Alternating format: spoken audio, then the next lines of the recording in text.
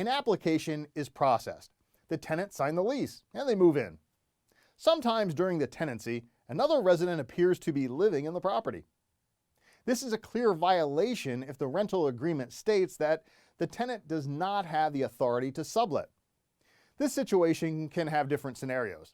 The new residents could simply be long-term guests and the situation may resolve itself. The legal tenant could have just moved someone or several people into the property but remained in the residence with the new residents. Another situation is that the tenant sublet to another party without permission of the property manager or owner, then vacated the property and allowed the other party to move in. You have to find out the facts. The first step is to find out who is currently residing in the property and how long they intend to stay there. If the legal tenant is still residing in the property, then the first step is to make immediate contact. Find out more information and immediately let them know they are in violation of the lease.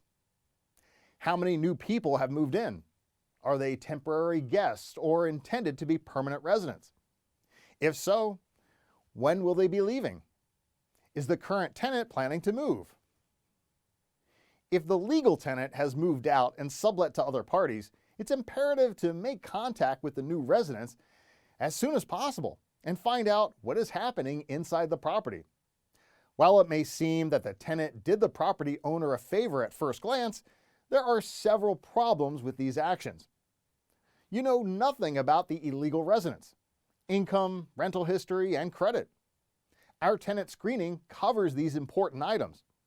There is no signed agreement with the illegal tenant. Therefore, they have not agreed to the terms in the rental agreement. So you must plan a course of action. Uncovering the facts regarding the illegal residents will determine what plan to take. It's also imperative that all actions comply with current landlord-tenant law.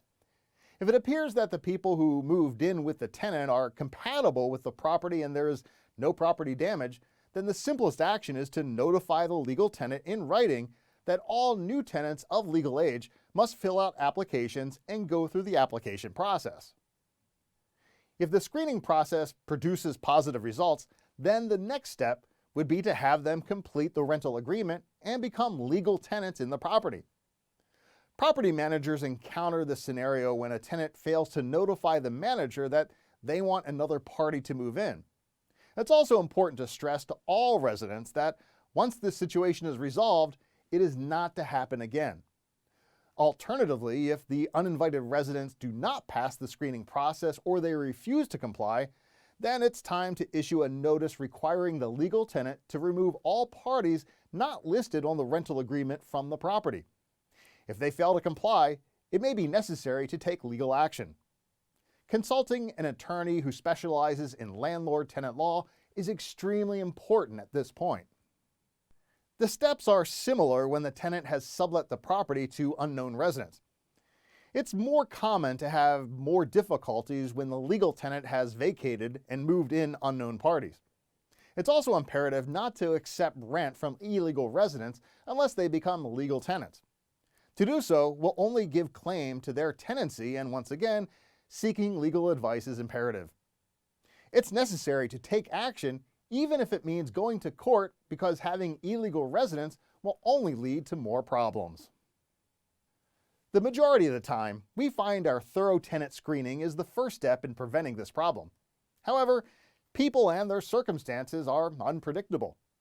There are times when you have to evaluate what is happening and take the most practical steps to correct a difficult situation.